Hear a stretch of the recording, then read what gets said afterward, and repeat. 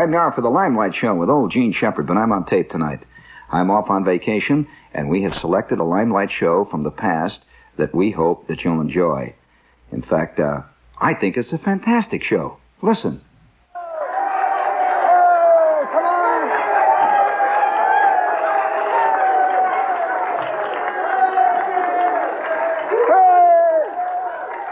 Hey! You know, I've always had a vague ambition to continue that all the way to midnight. Guys keep tuning in, you know, and I hear this fantastic orgy going on. There would be a line of Shepard fans by midnight extending from the Limelight all the way to the other side of Hackensack. Yes, that's Hackensack. That's a great name for a town. You know, Hackensack. That's the ugliest name you ever heard. Sounds like you're coughing up an oyster. Hackensack. That's how it got named. It's an old Indian name. It was named after an Indian that had a cold. It just makes me think of a couple of other names, you know. Flushing, you know. Roto-Rooter Drive. I know, it's terrible. I'm an awful person tonight. It's very bad. Of course, I think it's because it's spring. And we're like a cake of yeast. We, human beings, springtime, and we begin to send out shoots. Tendrils is the word. And the blood flows up through the veins like sap, you know. You can feel little leaves coming out from behind your ears. How many of you have awoken in the morning and found yourself scratching on the top of your head a nest of robins? You don't like the poetic idea, huh? But nevertheless, we are all part of this vast thing called nature. And it's springtime. And everywhere you look, you can see like the buffaloes on the move. By the way, one of the reasons I always like to go to Secaucus. That's a great town. I love Secaucus. It's a beautiful town. And you see so much truth and beauty in Secaucus. Well, it depends on how you define. Now, there's the Ashcan School of Beauty, you know. And I love to go over to places like Carteret at this time of the year. And I'm going to give you a tip for those of you who are nature lovers. At this time of the year, you can drive out to, say, Carteret, and you park your car by the bushes. And you sit real quietly. And the natives will come out of the weeds. And they'll eat out of your hand. It's the spring. See, hey, it's a little high, Corny, just a little bit high. It's the springtime, see? And the spring always causes this unrest. And it causes other disasters. How would you like to do a show tonight on natural and other types of disasters? You ready for it, gang? Now, I'm not referring to your date. It's all right. Everybody looks up here and says, how did he know, you know? But seriously, though, I saw a little sad moment just about 15 minutes before I came down to the Limelight. I'm parking the car, you know, and I walk down the street, and I see this 53 Ford. Now, there's something aggressively crummy about a 53 Ford. I mean, it was two-tone, plum-colored on the top, and kind of used coffee milkshake on the bottom. You know, two-tone, see, and it has hanging up, and I see the car, it goes past me, and hanging in the back is a skull. And one eye winks red, and the other eye winks green. And I could see he's got one of these, these covers for the steering wheel. It's vinyl leopard skin. And he's got a fake tire in the back, and on the bottom of the car is hanging this New Jersey license plate. They're in town for a big night, see? The cars go, la, la, la, la, la. Smoke is coming out of all the holes in it coming out. And it was kind of sad, the wheels are sort of splayed out, and I could see he had bad kingpins. He goes past me, and the guy's looking for a parking place, see? And I said to myself, well, it's the village. He's not going to do it. And by George, he did it. He parked in a place that would have made a Volkswagen squeak. Now, the way he did it, he just pushed the guy's trunk ahead of him in. And then he backed up and he took care of this guy's grill behind him, see? Now, the car he's driving is made out of solid iron, you know. Nothing could dent this old Hulk, you know. So he just goes boom, boom, and they back out. And I said, well, it's Jersey in town. This is what makes the fun city fun. And I can hear a little glass tinkling, you know. The guy that he pushed the trunk in ahead, he's got a Bentley. I guess it's all part of the revolution, you know. Somehow that Bentley, and each one of those taillights that came down, I could see $17 hanging over. That's just for the lens, see. This guy didn't even have taillights on his Ford, nothing. He just drove in. So I'm walking past them, see, and the door swings open, and out steps this poignant picture. It's two guys, and they've got rented white coats, and they've got dark blue pants with the silk stripe down the side, and they've got these white fluffy shirts with the black ties, and they're two high school seniors. Each one is 9 feet tall. Their arms are hanging. See, one guy's got a little tiny beard. He's been growing this since his sophomore year. And now, at long last, he's about to graduate in 2 weeks, and you can see it now. You can see the 3 hairs hanging, see? He's really on top of it, and their 2 girls get out, and it's prom night. Did you know that there are thousands of kids in town now tonight for proms? Well, these 2 get out, these girls, see? And one of them has got a pink sort of tulle dress, You know that prom dress? That they're worn to no other function. They're just awful-looking prom dresses. She's got this great big, sickly pea soup green, kind of an angry-looking corsage. It's got teeth, Some rare flower he got for her, see, and it goes well with the pink. It looks like somebody standing next to her threw up too big, And she gets out of the car, and after her steps her girlfriend, and she's got this light yellow dress. And I'm watching them, see. I'm saying to myself, oh, this is their big night. They'll remember this all of their life. And this girl with the yellow dress steps out of the Ford, see, and as she does so, she catches the back of her skirt on the Ford's door latch. And I hear, ugh. And the big guy, the guy that's with us says, what happened? What are you breaking my door?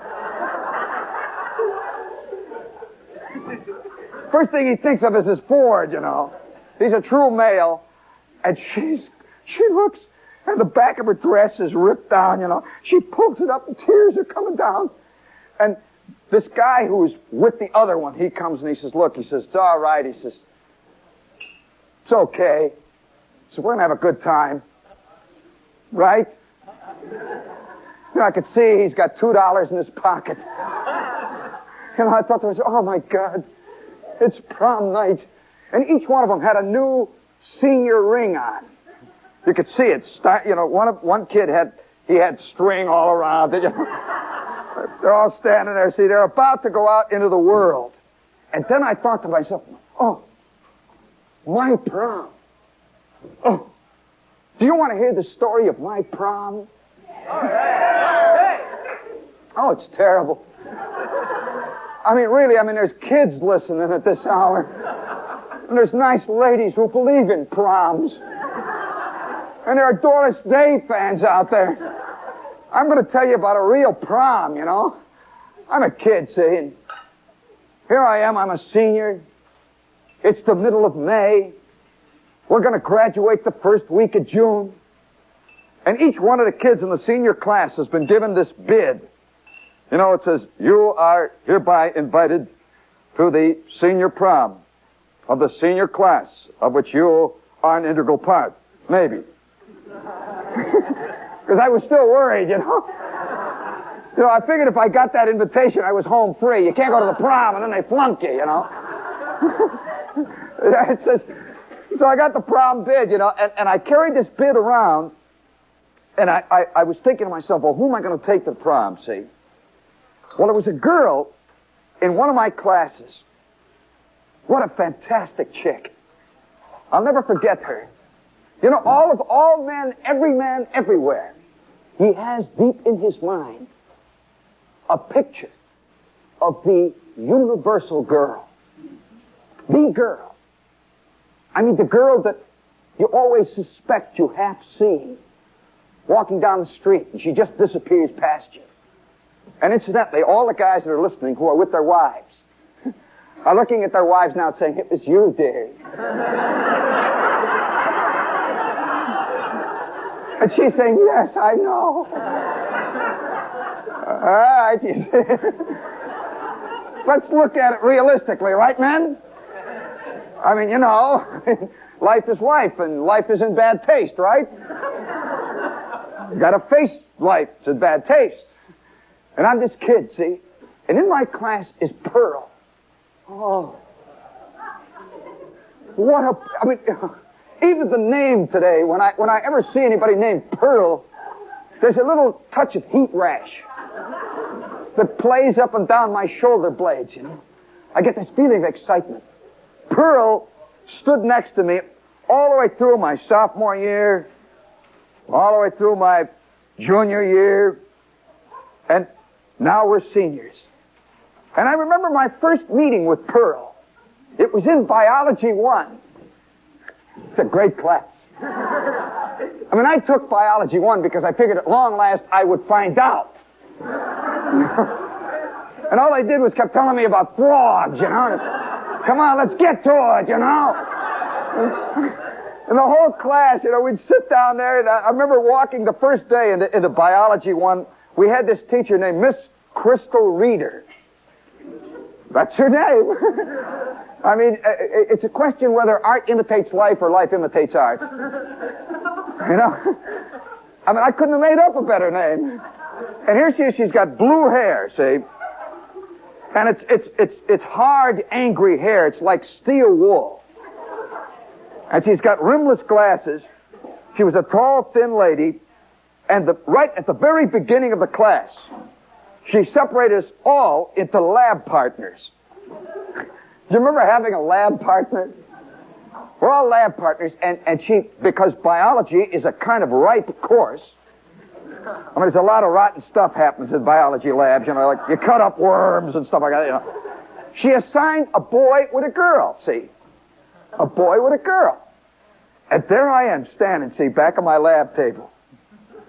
I got this rubber apron on. You know, the butcher's ready to go to work. And standing next to me, oh, this is why I took biology. Standing next to me is Pearl. And she's one of these alabaster girls with this dark hair. And she had these deep, limpid pools for eyes. And she was quiet. You know, the kind of enigmatic silence that goads a man into madness? And she just stand there, you know. And there I am, see? I'm the man of the house. Our little lab table, see? And Miss Reader has one of the finks in the class. You know, you're aware that in every class there's maybe 3 or 4 finks. They pass out all the stuff, you know. And somehow they know the teacher before the class starts, you know. They're in the know, this crowd, you know. And here are the finks, you know, they're passing out the first day's lab lesson, and it's a worm. And a very pickled worm. I mean, this worm has been like 9 years in formaldehyde. Each one of us gets a worm, you know, and it's a little cork thing there with little pins. And Miss Crystal Reader is up in the front of the classroom there, and she looks down and she says, one of you in each lab partnership, you are going to be You're going to do the actual dissection. And the other person will take the laboratory notes. And so, I'm Big Me, see. It's all right, I'll do it. And Pearl looks so sweet. And she gets the laboratory manual out, and I start cutting the worm, see.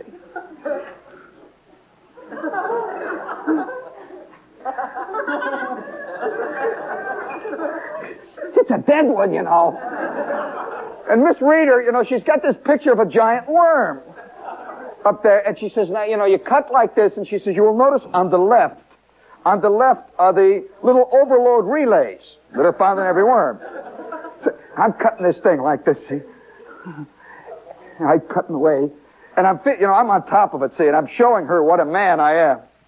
I said, I'll take care of it, Pearl.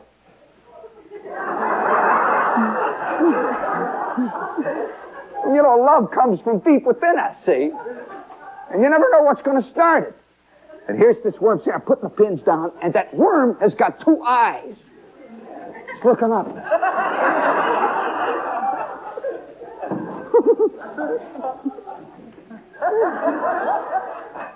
Well, Pearl's standing next to me, see, looking, oh, what a girl. I mean, she embodies all of girlhood.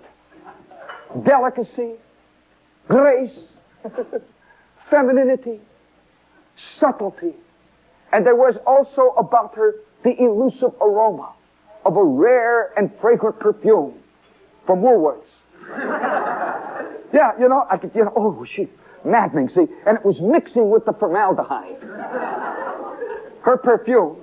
And she had our green lab book. That, she's writing down 2 eyes. And this worm keeps looking up at me. I keep looking down at the worm. And I'm starting to sweat.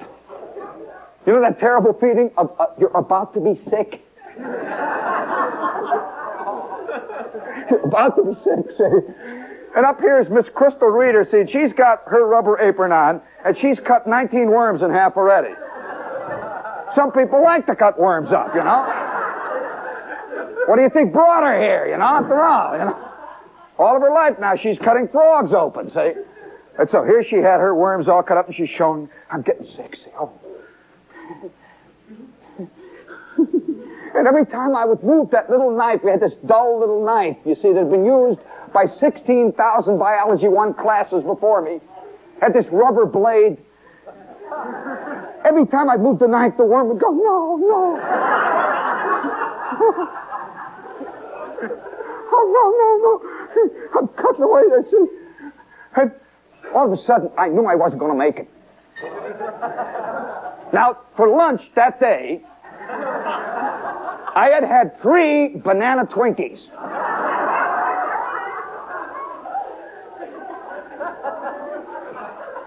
I had a cheeseburger with 4 pounds of piccalilli on it. I had 3 root beers and 1 triple dip tutti frutti ice cream cone.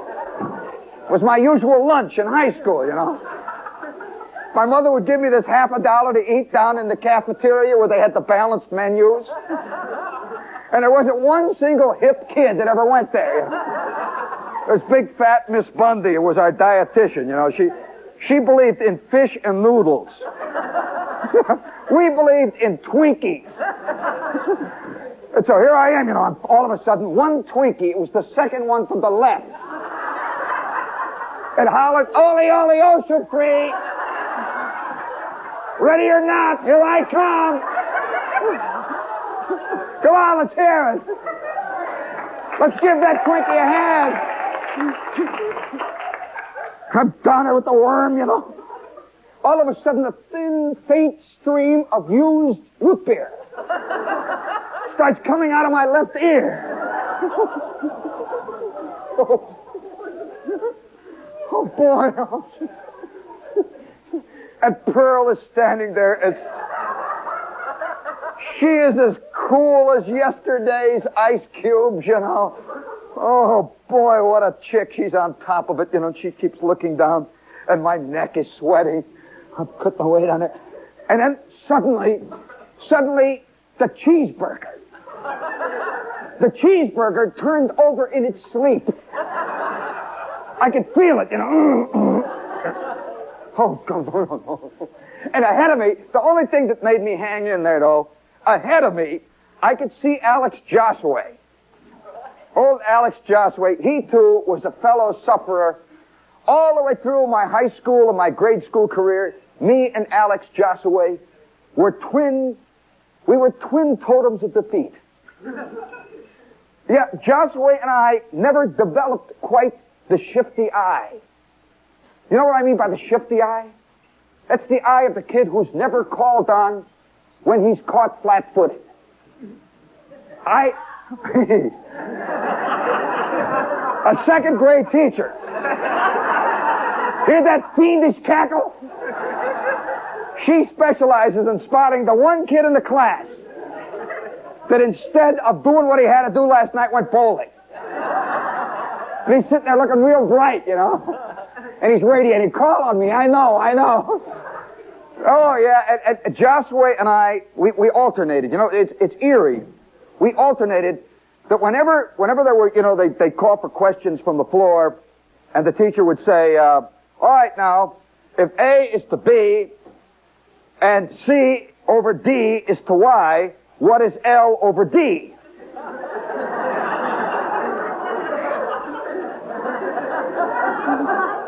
What is all that stuff about? Have you ever figured all that stuff out even yet, you know? Well, Josway, he and I alternated. That if I knew one question out of 9 that the teacher was about to ask, she would call on Josway for that one. That would be the one he didn't know. And the two of us, back and forth, you know, we'd always be passing each other on the way to the board.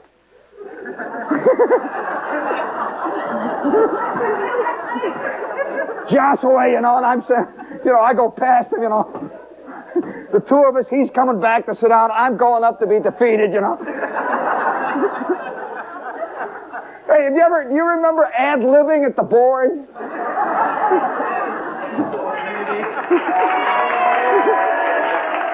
You say, well, A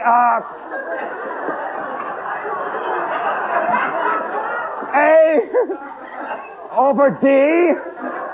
You know, this is where I learned to be an actor, see. You know, you say, you gotta approach it with tremendous confidence. I mean, it's the kid that goes, A. You say, A is to D, times C over L is equal to D over R prime and the square root of 7.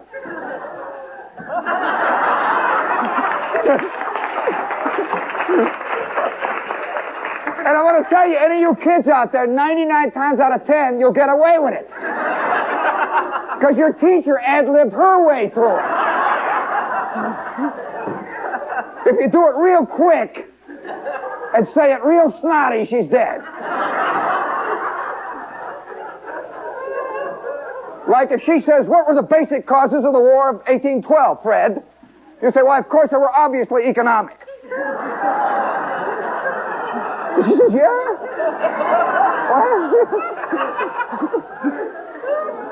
You know, you learn to hulk your way up, you know.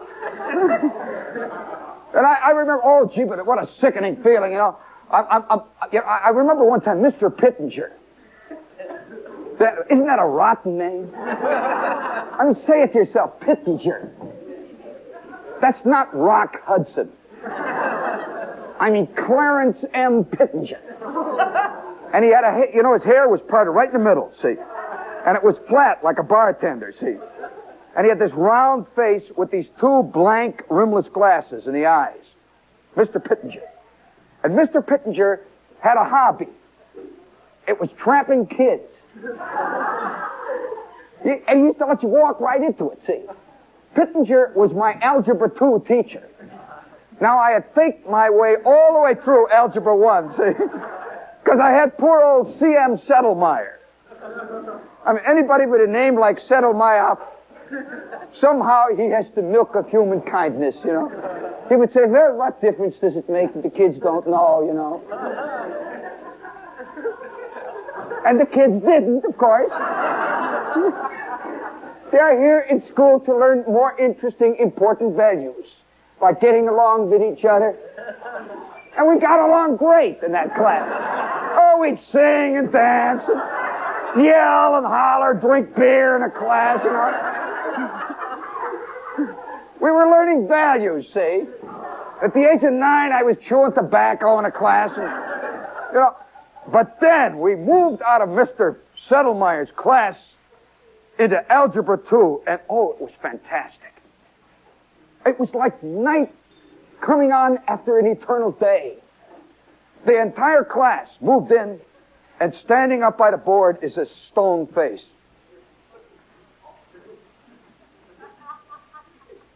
And he started to read the roll. Now, you can tell a lot about a teacher. About the way they read the roll.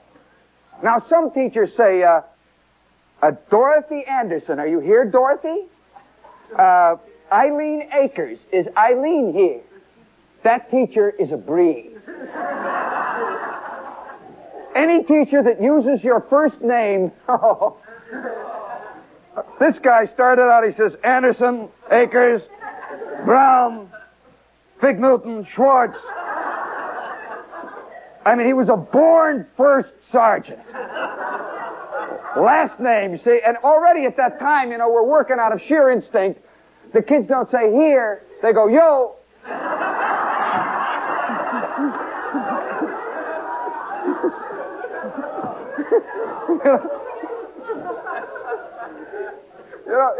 What a character. And then he started out, see, and he gave us our opening speech. He said, all right, you're now in Algebra 2.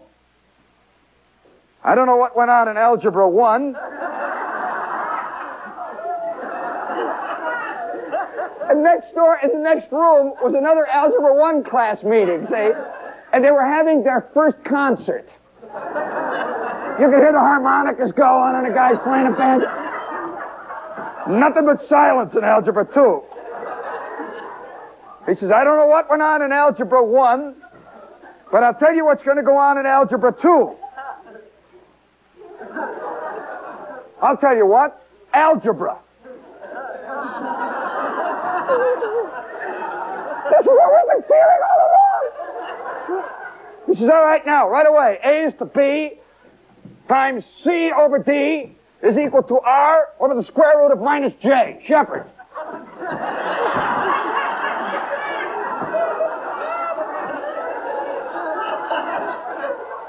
Trapped. And I'll be back immediately after the news with the denouement of this sad tragedy. Let's hear it. Hey! Come on.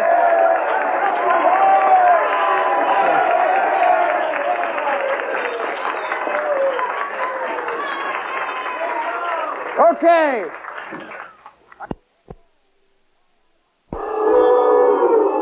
All right, I'm sorry. Okay, I'm sorry.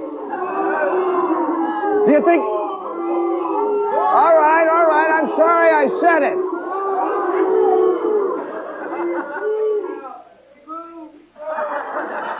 Now, aren't you ashamed of yourself? Now, do you know what I said might have got on the air?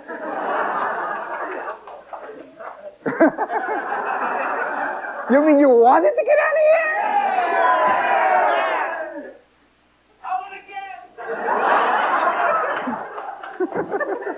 That's what's known as greasy kid stuff. If you listen carefully, you can hear the sound of his pimples thrumming in the dark. Oh yeah, oh yes, oh somebody wanted to, you know, I've got to finish the story about Pearl though. Oh yeah, I mean because you know this is spring, you know, and in springtime there are all kinds of things happen. And Pearl and I went through this biology class, and you want to know how it ended with the worm? Well, I better not. There's a lot of people eating, and I'm working on the worm, see, and Pearl bent over and she says, "Aren't you feeling well?" I mean, no male is going to admit he's beaten, you know? I went, yeah. Very good. And up ahead of me, I could see Alex Josway, see? And Josway is bent over a frog. And I could see the back of his neck is green. And standing next to him is this cool chick. And so I knew that there was at least two of us that were going through this hell. So I'm working away at the worm. And she's looking down at me. And Miss Crystal Radio's looking at all of us. And then suddenly, off in the distance, I heard the bell ring. Have you ever felt in a long time that fantastic sense of relief when the bell goes, oh, and you got the chalk up here? Mr. Pittenger's waiting to see what you do with the square root of minus j. The bell goes, oh, and you go bang, boom. You're out like a shot, you know. Well, the bell rang, and 5 minutes later, the entire male contingent of the Biology 1 class, en masse, were running down the hall in our rubber aprons, heading for the room down at the end of the hall, you know, with the swinging door. And from that time on, Pearl became a kind of will-o'-the-wisp.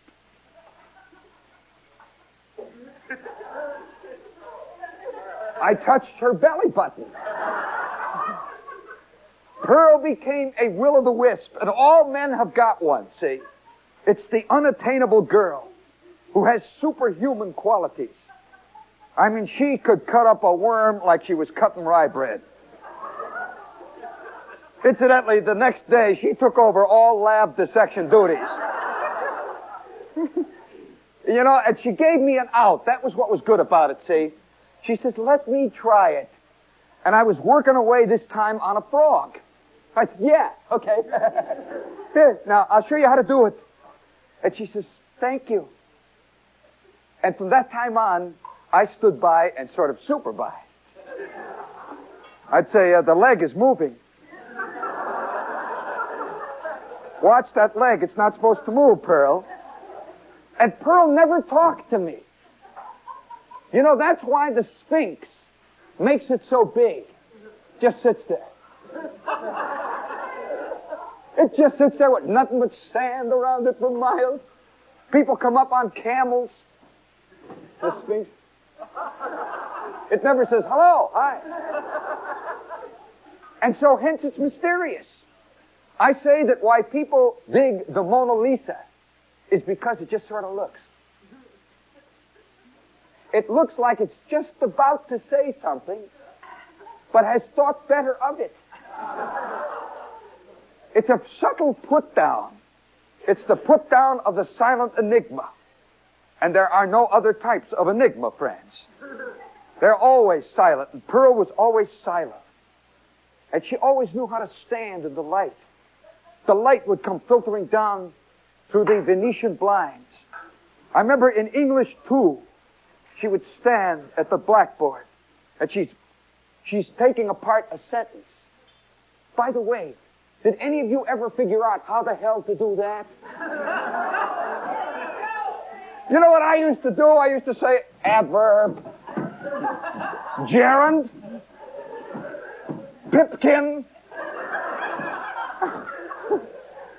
I mean, I used to ad-lib parts of speech, you know.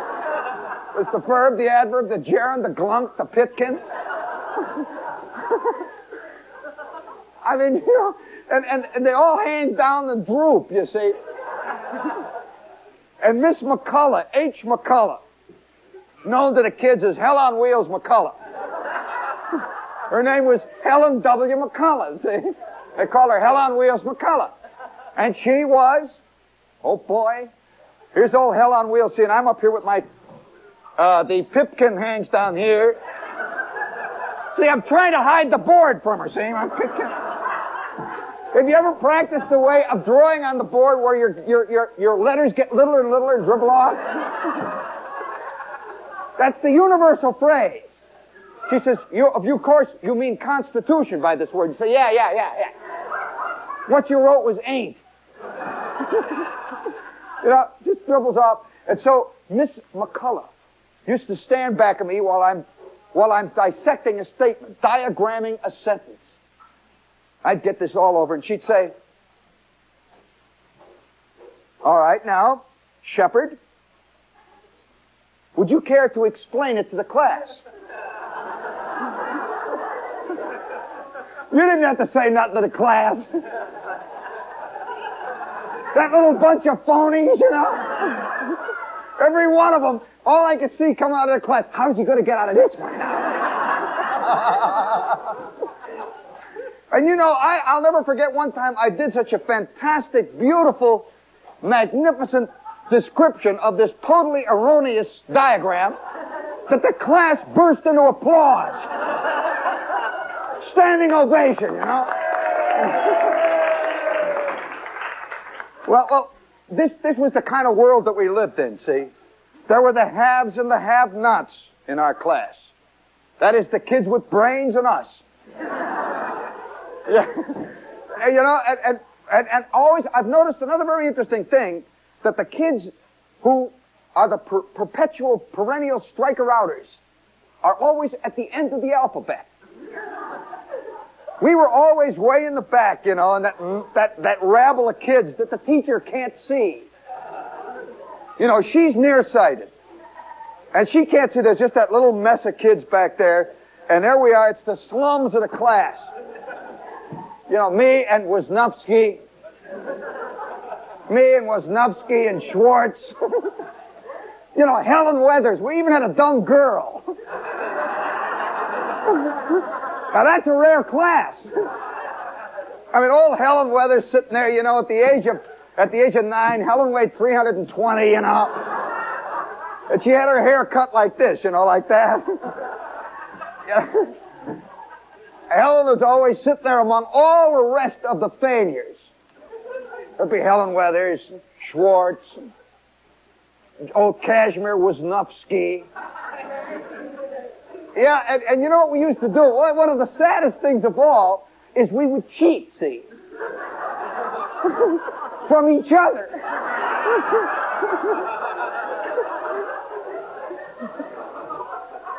I mean, that's really... I'd look over at Kashmir, see? Old Wisniewski sitting over here, see? I'm looking like this. And Kashmir has made a circle around the D.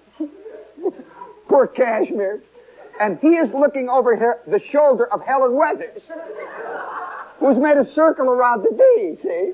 And she has stolen it in turn from Schwartz. And Schwartz, you see, he didn't steal it from anybody.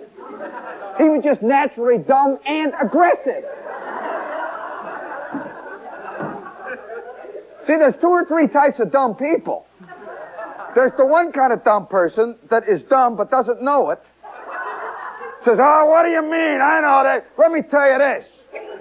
You can hear these dumb people all over. They're the guys at the bar. They're always saying stuff like, now look, I know a guy in Trenton who has a cousin who lives just outside of West Plimpton, New Jersey.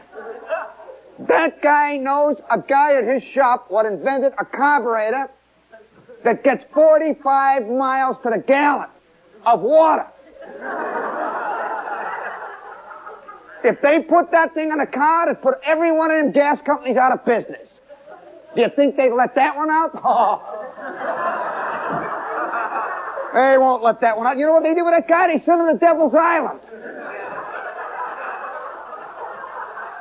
They bought it from him for $50,000 and sent him to Devil's Island. That guy's got that, they got that patent locked up. That ain't all.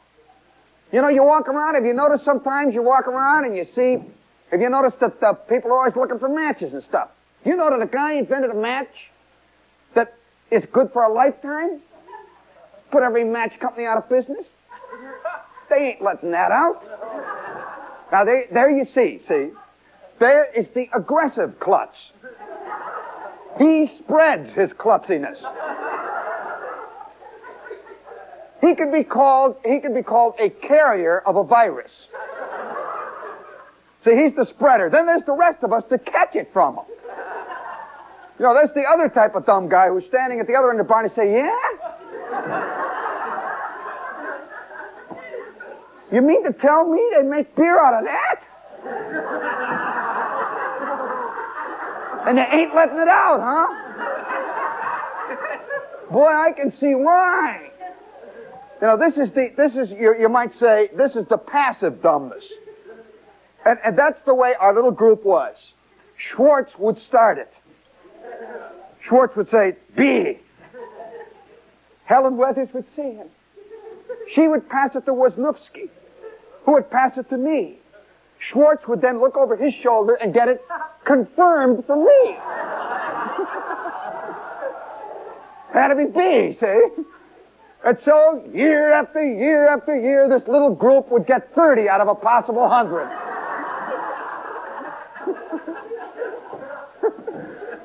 I mean, this little quartet of defeat. But we never knew it, see? And up at the front of the class, there was always a teacher. And she was always calling. There were always about 5 people in the class that the teachers like. You know, that kind that instantly, before the teacher even has the question out, she says, and now I'd like to ask 5 of them.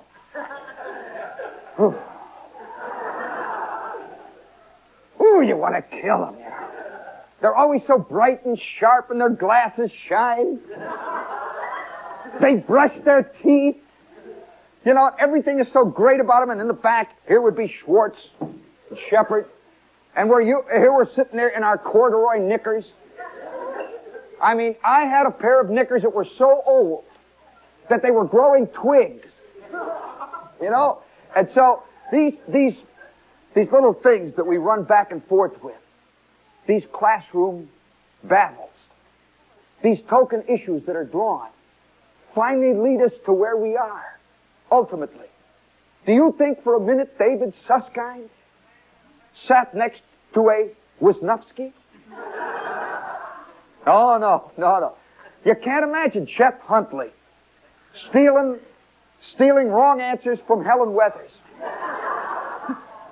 Certainly you can't imagine David Brinkley. You know?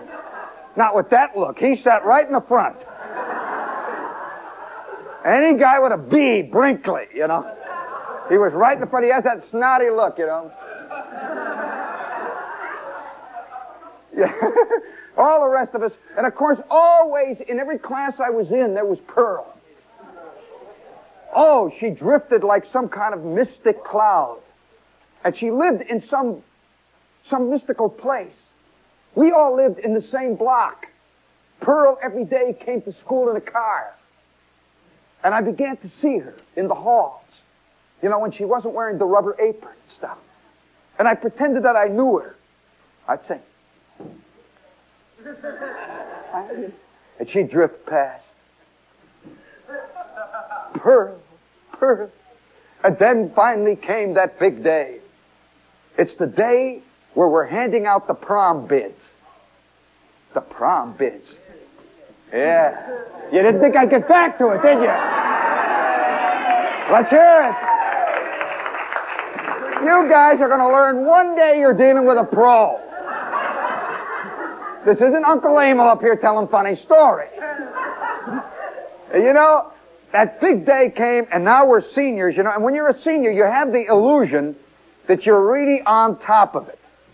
You know, you got the world by the you-know-what.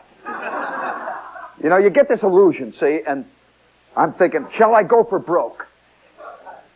Shall I go all the way, see? And I've got stuck in my sport coat pocket, I've got that bid to the prom.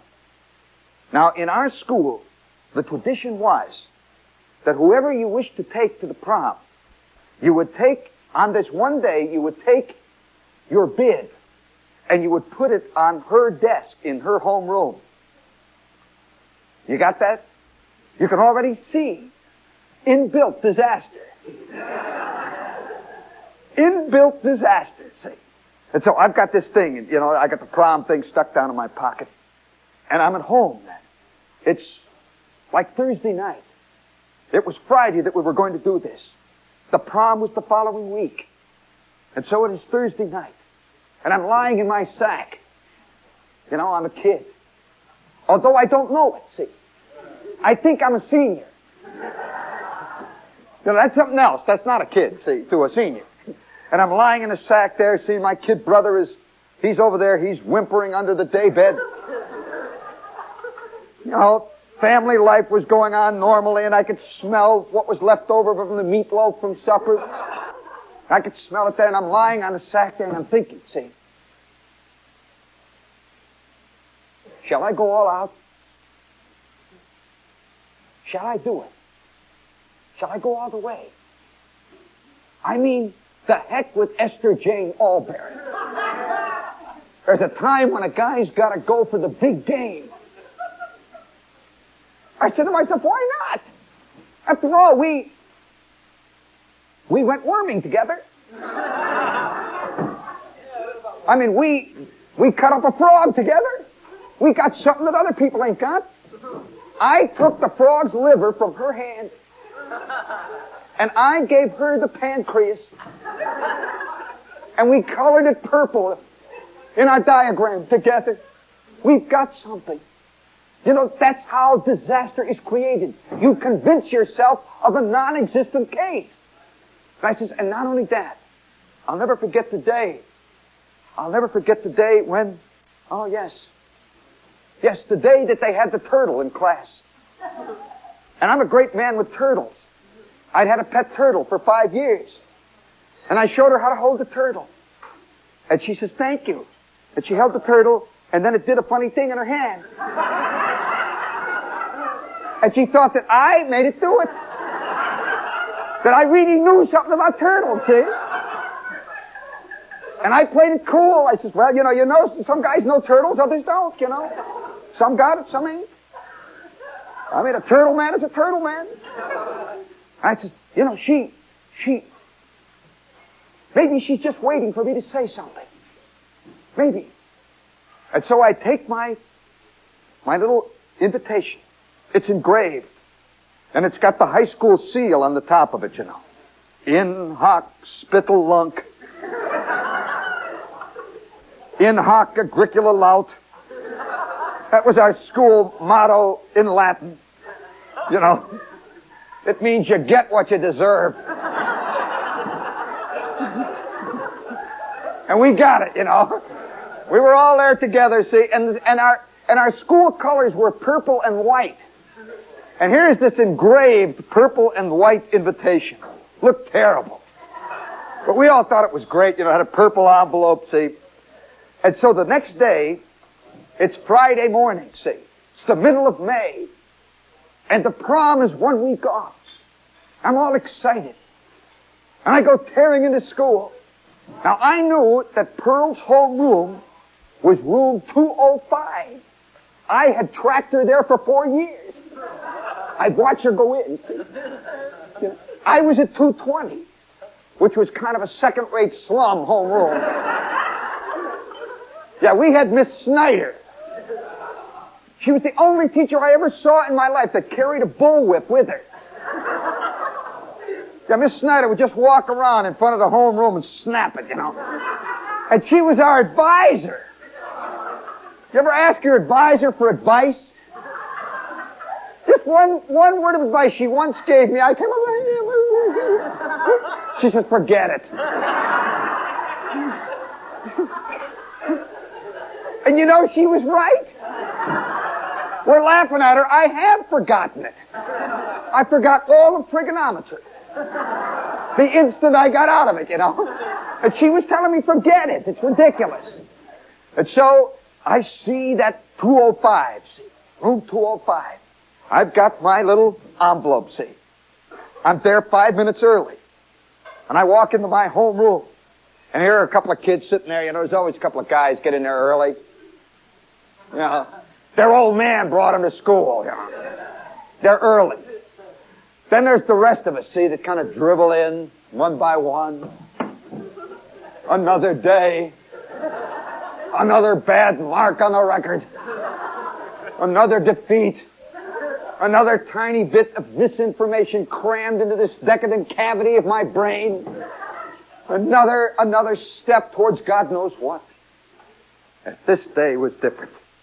I've got on my new sport coat. My electric blue sport coat. I had this electric blue Robert Hall sport coat. And you know, it was the kind that was so blue that it lit up with batteries. Had transistors, you know, up in the shoulder pads. And I can remember those shoulder pads, they stuck out this far. And they were big wads of horsehair, see? And I had shoulders like that, you know. Fantastic. I'd come in through the classroom, I'd have to go in sideways, you know. Swing my shoulders around, it was cut down, went down to my knees. Had these 2 pearl buttons, you know, with lion's heads in each one, you know. And so I'm wearing my new sport coat for this significant moment. I go into room 205. I look around, see. I'm looking for Pearl's desk. And sitting at the front there is her homeroom teacher, a quiet, distinguished lady. And I said, excuse me, Miss Matson. She says, oh, yes, you're looking for Pearl. Her desk is the one with the line next to it. And I look down there, and there's 9 other guys standing there. And sure enough, piled up on the desk, she has 17 purple envelopes. What do you do? I'll tell you what you do. If you're me, you stick your envelope back in your pocket, you know. And I go sneaking back in room 220. Oh, Pearl. Pearl. This is the prom. I want to remember this all of my life. This beautiful girl. And sitting over here is Helen Weathers.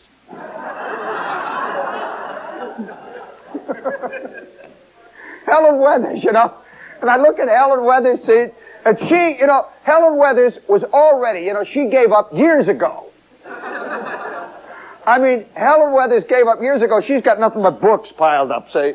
She knows nobody's going to come in and put a thing on her, you know, desk. I look up at Helen. I look around my homeroom, my sad little platoon. I was trying to bust out. You know, no room at the top. Speaking of the top, friends, what radio station is this?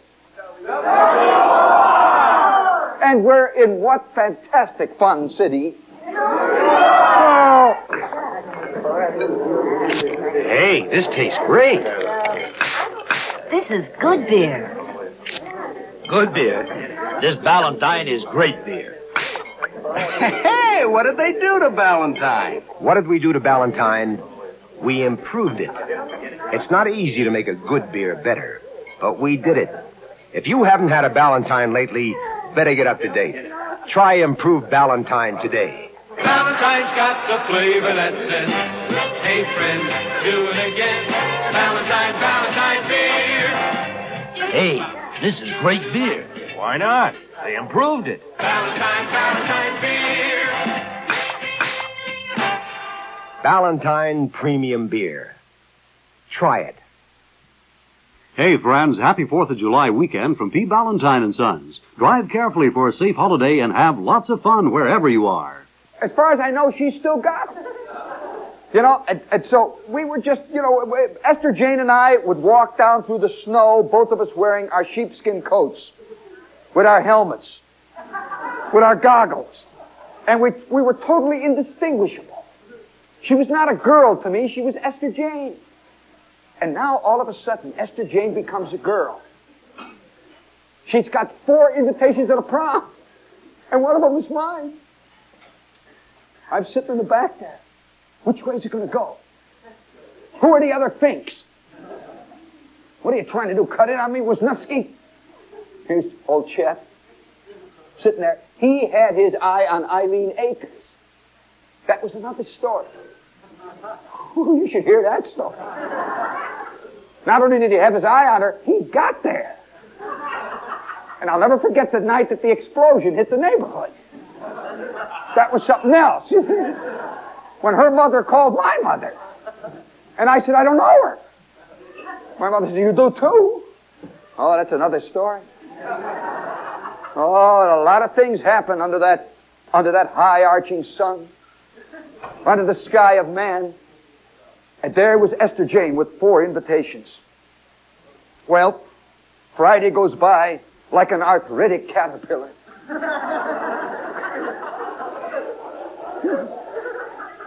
I mean, it was one hellish class after the other. I mean, civics. You ever sat through civics? And they have blocks, and one of them says executive department, and the other one says judiciary department, you know, and you have to keep moving the blocks around. It's so one class after the other. Now it's Friday night. Friday night. And we had a tradition. Tradition on what they call bid night. That's bid night, see. Bid night means you come back to your homeroom. Now, every night we would cut out of school, you know, at the end of the class, the last class. We never went back to our homeroom. But on bid night, all the seniors come back to see if the Easter Bunny has been there. What a cruel school. You know, jeez. You know, and I come back to my desks and I can't look. I got a book up. Oh. There's an invitation. An invitation, see? I look up there, here's Esther sitting there, my good old Esther Jane. Old Esther, with her back to me. I pick it up. Ah, Esther. I pull it out, and it says, you are hereby invited to go to the prom this year with Helen Weathers.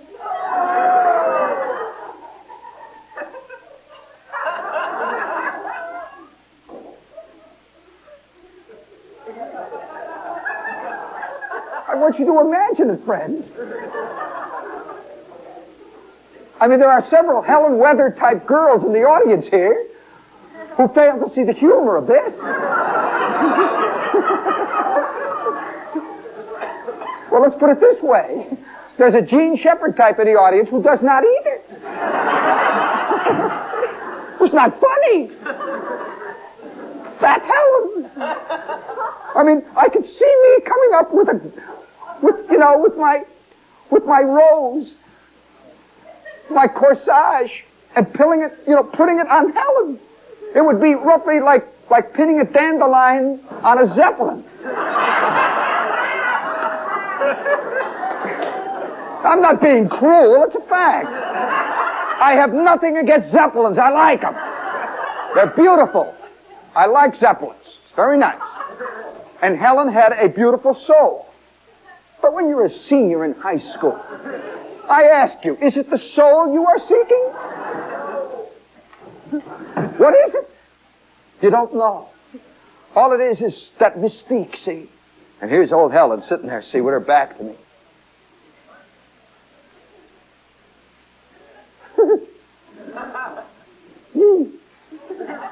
She's sitting up here. And over here is Cashmere. And Cashmere's sitting there, you know. He's got a worried look on his face. And up here is Schwartz. Schwartz is looking worried. He's got his eye on another chick over in the left-hand corner that he's been pursuing for years. Her name was May. Do you remember May from second grade? Well, you can see why Schwartz was pursuing her. You see? So he's got his eye going up there. And all of us, there's this little drama. Little did we realize that it was about to set the pattern of all of our lives to come for thousands of years in the future. I'm sitting wondering what am I going to do with this thing here. When all of a sudden, Helen Weathers looks over her shoulder and she gets this funny look on her face. She looks away. It was fear. A funny look. As though I am not going to pick up her invitation. And she's sitting forward, hunched over her desk. I got the invitation. I say, I will be a man. I will do the right thing. Son of a gun. That's not actually the phrase I used. You know, I mean, there's a time when you got to give to the man, your fellow man. There's a time when you got to stop being a kid and you have to become a part of pulsating society. You must make sacrifices. And so I get up and I walk over to Helen Weathers. And I say, Helen. And she looks up at me and she's got this strange look on her face. And she says, Gene. I say, Helen. She says, Gene. I thought that was Cashmere's desk.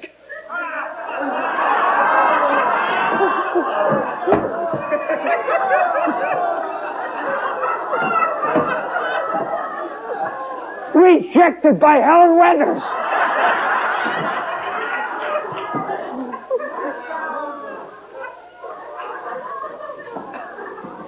I said, oh, excuse me, Helen. I will put it on his desk. It will serve him right. And I take that thing, and I put it on Cashmere's desk. Cashmere looks at it and he gets quiet. I said, it's your baby. And I said, crying out loud. I got an empty desk. Nothing. I have struck out.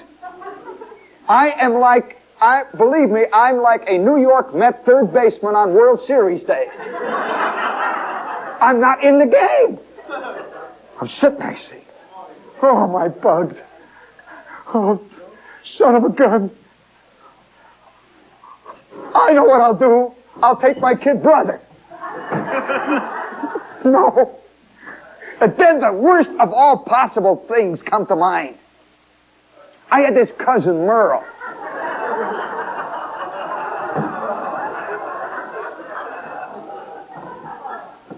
Do any of you have a cousin Merle? I mean, I thought everybody had a cousin Merle. Merle is a tall, thin girl who spent her entire adolescence in the bathroom. I mean, yeah, she just locked the door in the morning and never come out. And you could hear my Uncle Charles banging on the door, let me in! And she's in there looking at her face or doing her hair, And that was the kind of girl, and she was tall. She was 6'1". I was 5'2". And Merle was my age. And she went to this crummy girls' school called Lucy Flower Tech. Lucy Flower Tech.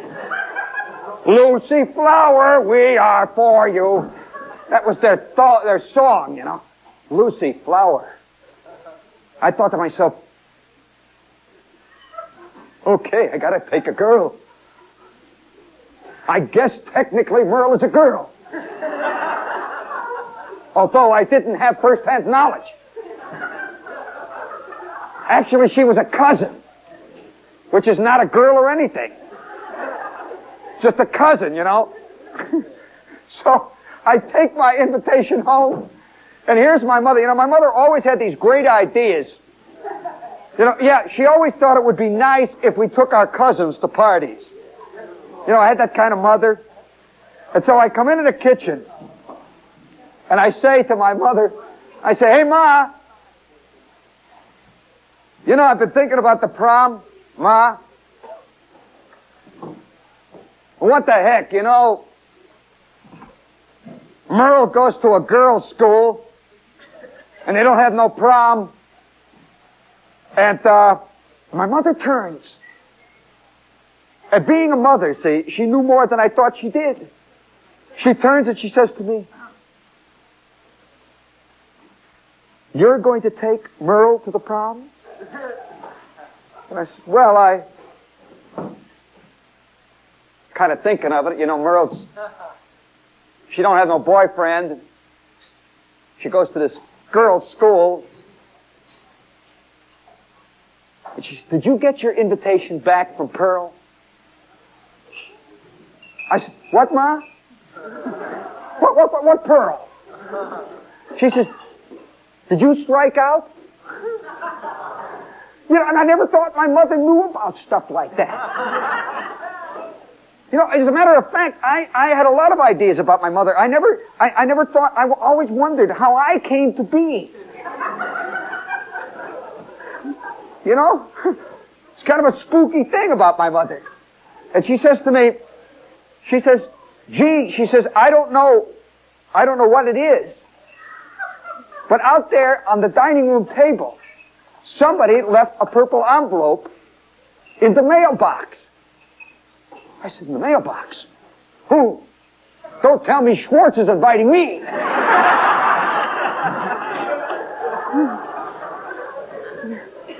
I mean, it would get just like Schwartz, you know.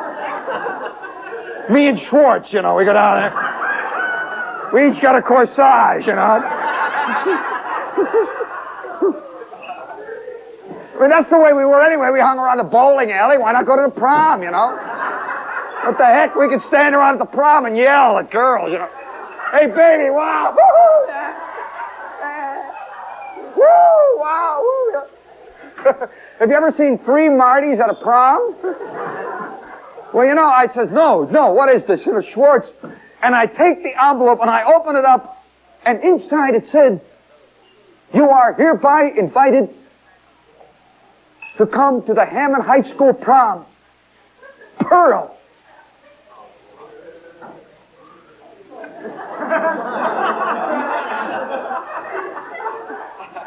I beat out 17 other guys. It must have been the way I cut that worm. It did it. I got this thing. Holy smokes, I'm going to go with Pearl. I can't believe it. Pearl. And she left it in the mailbox. Maybe she was too shy to come into room 220. She's in love with me. Well, that weekend passed like some vast dream of preparation. I dreamed of the prom. I could imagine myself tall and slim. That was ridiculous right there, you know. I saw myself tall and slim, you know, like those guys in the Playboy clothing ads, you know, with the square jaw and the orange face, with the hair falling down over the eyes, you know, that kind of guy. The kind of guy, you know, that makes Tony Curtis look like Winnie the Pooh. And I could see myself in this white coat. You know, we were all going en masse. All of the guys in my class were going down to this place that was over the pool room where they rented tuxedos. And I could see myself in this white jacket, see? And you know, with that fluffy shirt, with the maroon tie, and you know the little maroon flower they put on here, and the pants with the silk down the side, I could see myself swirling forever, dancing eternally. Me and Pearl under the Japanese lanterns forever. Well, here's the way it worked.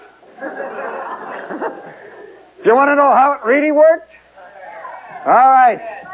Here comes Wednesday. And Wednesday is Rent Your Tuxedo Day.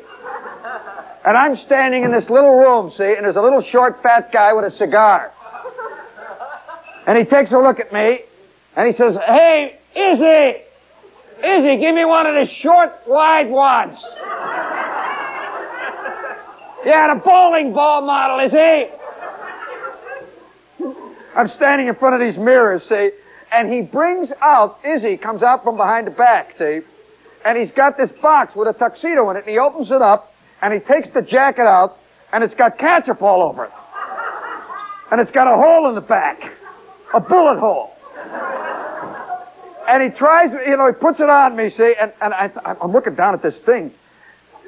And Manny, the proprietor, see, Manny says, we'll clean it up before the prom.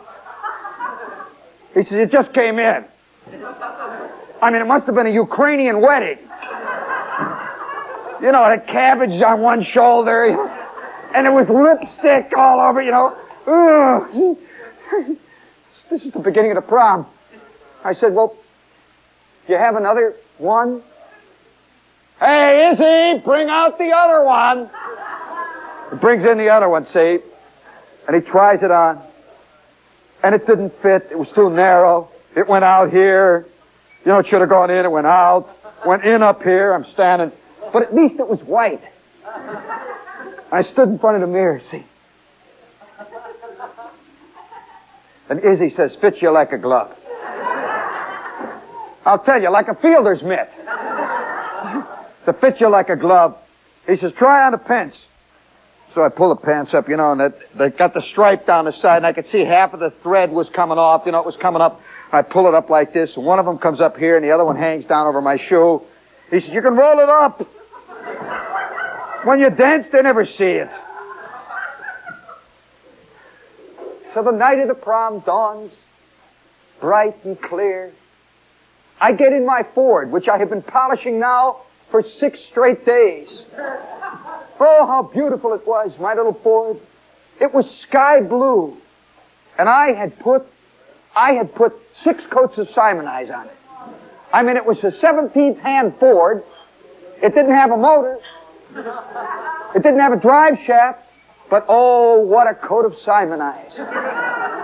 Oh, what a coat of Simonize. It was so like life to come. And I drive down through that beautiful moonlit night. It's the 3rd week in May. I've got my white coat on. And I'm driving into the rich part of town. And there is Pearl's house. And it's kind of leaning. Men, you know what a girlfriend house looks like? It's got this girl in it.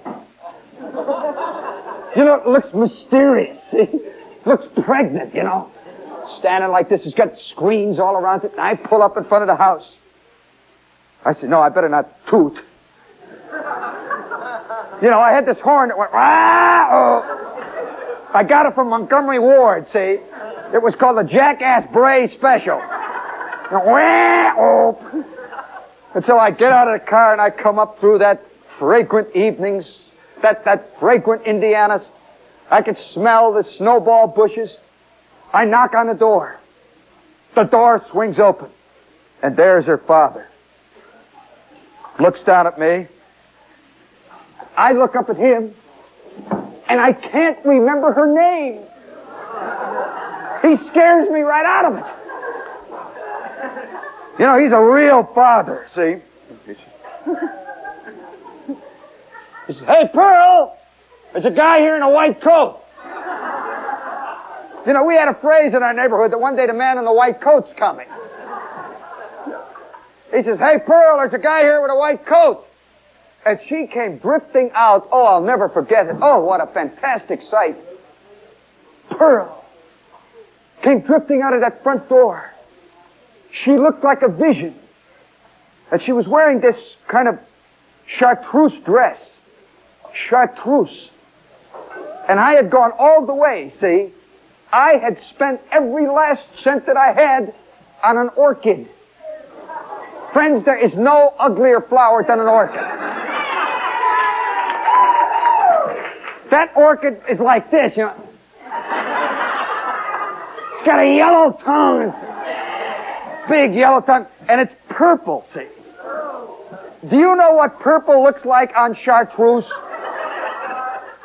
Well, I go up to her and says, oh, I got it in a box and it's all ribbons and jazz, I said, oh, Pearl, this is for you. And she opens it up. And you could see her face sink slightly. She says, oh, how nice. And she pins it on. And here is that purple orchid looking at me. And her chartreuse dress. We get into my little convertible Ford and we start to drive to the prom, the Cherry Hills Country Club. I had never gotten anywhere near the Cherry Hills Country Club except the caddy one day there. And now I'm going into the club itself. And we're driving on our way to the club. And now we go up to the driveway. And we're in. And the band is playing. Red sails in the sunset. And I am dancing with Pearl.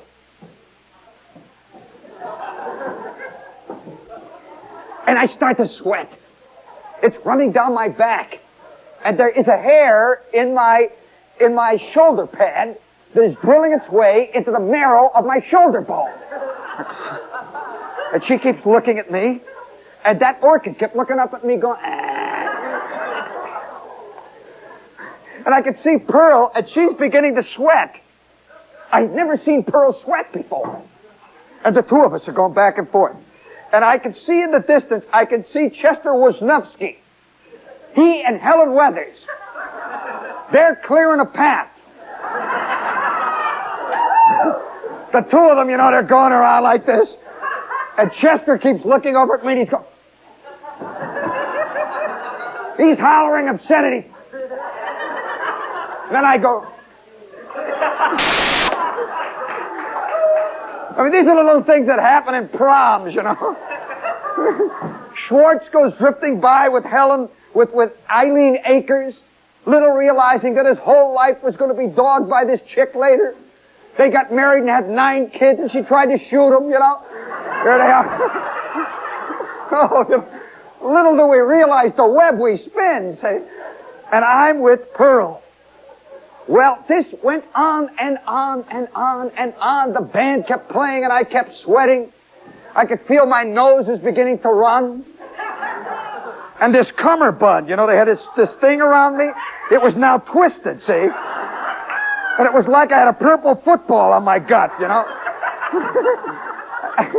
He's had them on too, You ever been able to figure what the hell those things are for?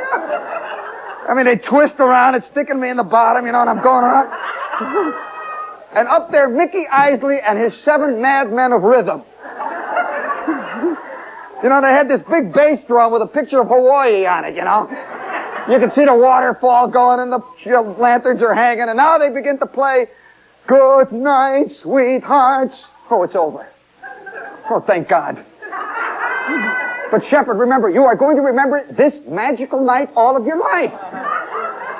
This is a magical night.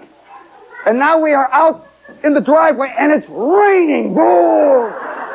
And my convertible's open.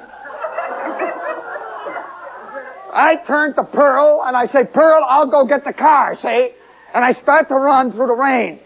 And I see my little maroon flower instantly starts to dribble down.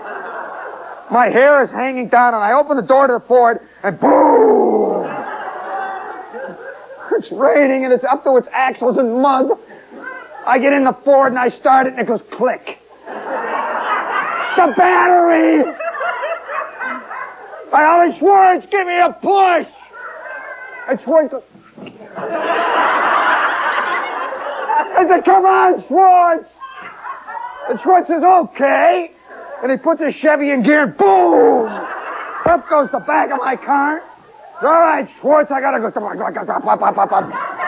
And I go over to the door, and here's Pearl, her corsage. I didn't know that orchids were capable of having stomach trouble. It's pouring down all over her, see? And we get in the car, and I said, I'll put the top up. She says, you better. And I get it halfway up, and it stops. And she's sitting there, the rain is coming down. Everybody has left the parking lot, except me and Pearl. Well, I better not tell you what I did. It was such a fiasco. I cut into the bushes, went around the back of Cherry Hills Country Club, and hitchhiked home, leaving Pearl there. And as far as I know, she's still there. Give her a hand.